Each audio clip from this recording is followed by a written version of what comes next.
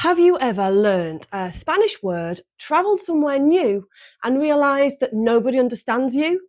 Maybe you thought you knew the word for avocado, car, or potato, only to discover that suddenly you're using the wrong word. Well, here's the thing, you're probably not wrong at all. Spanish changes depending on where you are. And that's one of the things I love most about this language. Because Spanish isn't just one single version of a language. It shifts and stretches and evolves from country to country. So in this video, I want to share why that happens and some of the moments where I personally realised just how different Spanish can be. Because after almost 20 years living in South America, I learned something super important. There isn't one correct Spanish.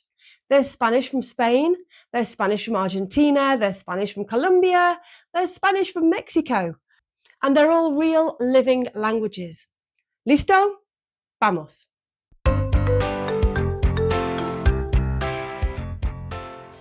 And I learned this the hard way. So before I arrived in Argentina, I had already spent almost 3 years traveling across South America.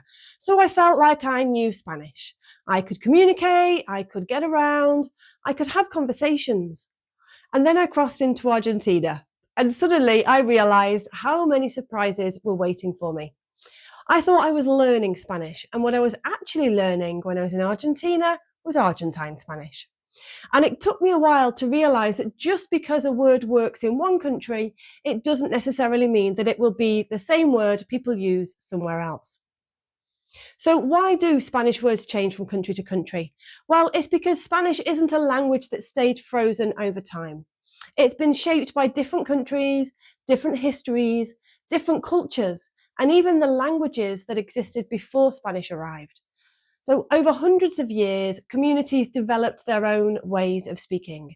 Some words came from indigenous languages, some came from immigration, and some just evolved naturally because, well, that's how languages work. People use words, communities repeat them, and eventually those words become part of everyday life.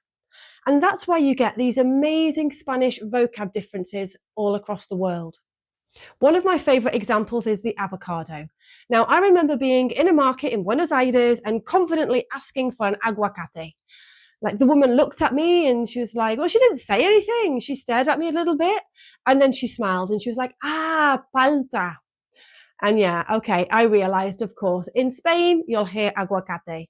In Argentina and many other parts of South America, you'll hear palta. Same fruit, completely different word. And what's funny about this is that years earlier, I'd been traveling through the Amazon towards Iquitos in the north of Peru, eating an unbelievable amount of avocados, except there they were aguacates.